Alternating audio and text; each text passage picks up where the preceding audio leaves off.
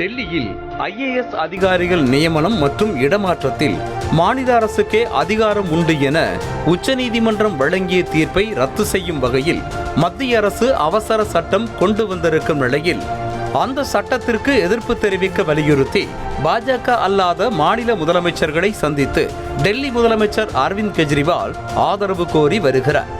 அந்த வகையில் தமிழகம் வந்த டெல்லி முதலமைச்சர் அரவிந்த் கெஜ்ரிவால் தமிழ்நாடு முதலமைச்சர் MK ஸ்டாலினை அவரது ஆழ்வார்பேட்டையில் உள்ள இல்லத்தில் சந்தித்து பேசினார். அரவிந்த் கெஜ்ரிவாலுடன் பஞ்சாப் முதலமைச்சர் பகவந்த் மானும் வந்திருந்தார். இருவரையும் வாசலுக்கே வந்து வரவேற்று அழைத்து சென்ற முதலமைச்சர் MK ஸ்டாலின் பூங்கொத்து கொடுத்தும் சால்வை அணிவித்தும் நினைவு பரிசு வழங்கியும் சிறப்பித்தார்.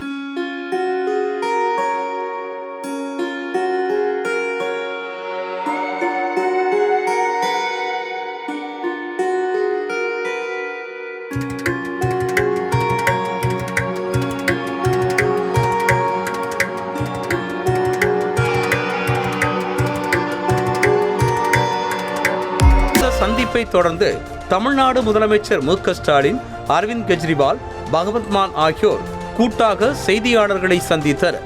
அப்போது ஆளுநர் மூலமாக டெல்லி அரசுக்கு தொடர்ந்து நெருக்கடிகள் கொடுக்கப்படுகிறது என குற்றம் சாட்டிய முதலமைச்சர் MK ஸ்டாலின், மாநில அரசின் அதிகாரத்தை பறிக்கும் அவசர சட்டத்தை திமுக கண்டிப்பாக எதிர்க்கும் என உறுதியளித்தார்.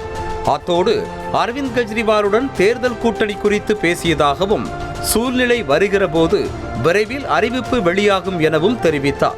டெல்லி மாநிலத்தினுடைய துணை ஆளுநர் அவர் மூலமாக பல்வேறு தொல்லைகள் எல்லாம் தொடர்ந்து வழங்கப்பட்டுக் கொண்டிருக்கிறது. பணியாளர்கள் தொடர்பாக 5 நீதிபதிகள் கொண்ட உச்சநீதிமன்றம் ஒரு அழகான தீர்ப்பை, டெல்லி மாநிலத்திற்கு சாதகமான ஒரு தீர்ப்பை மிக அழகாக வழங்கியிருக்கிறது. ஆனால் அது நிறைவேறக்கூடாது என்ற ஒரு எண்ணத்தோடு பிஜேபி ஆட்சி அதை எதிர்த்து ஒன்றிய அரசு இன்றைக்கு ஒரு அவசர சட்டத்தை பிறப்பித்திருக்கிறது.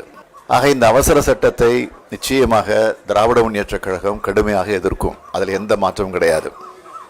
அத்தோடு வரும் 12ஆம் தேதி பீகார் முதலமைச்சர் நிதிஷ்குமார் நடத்தும் எதிர்க்கட்சிகள் கூட்டத்திற்கு செல்ல முடியாத நிலை இருப்பதாகவும், அன்றைய தினம் மேட்டூர் அணை திறக்கும் நிகழ்வு இருப்பதால் வேறொரு தேதிக்கு மாற்றி வைக்க கோரியிருப்பதாகவும் முதலமைச்சர் MK ஸ்டாலின் தெரிவித்தார்.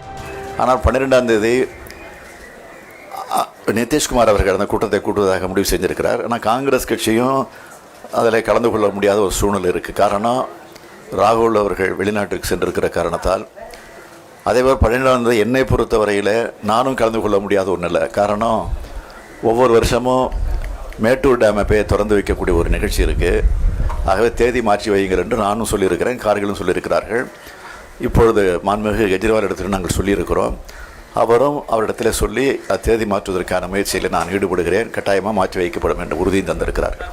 தொடர்ந்து பேசிய டெல்லி முதலமைச்சர் அரவிந்த் கெஜ்ரிவால், 8 ஆண்டு போராட்டத்திற்கு பிறகு டெல்லி அரசு உச்சநீதிமன்றத்தில் வெற்றி பெற்றது என்றும், எதிர்க்கட்சிகள் ஆதரவளித்தால் கண்டிப்பாக மாநிலங்களவையில் அவசர சட்டம் தோற்கடிக்கப்படும் எனவும் கூறினார்.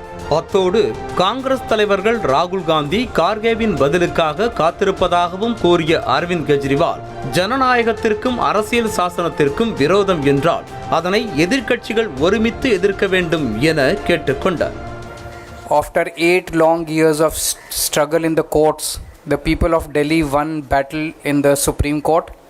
On 11th May, the Supreme Court of India passed a very revolutionary order in favor of the people of Delhi. The Supreme Court said that there is an elected government in Delhi, and that too with a thumping majority. So the elected government should have all the powers to run the government. If the bureaucrats if the elected government does not have any control over the bureaucrats, over the services, then it is not possible to run the government. That is what the Supreme Court said.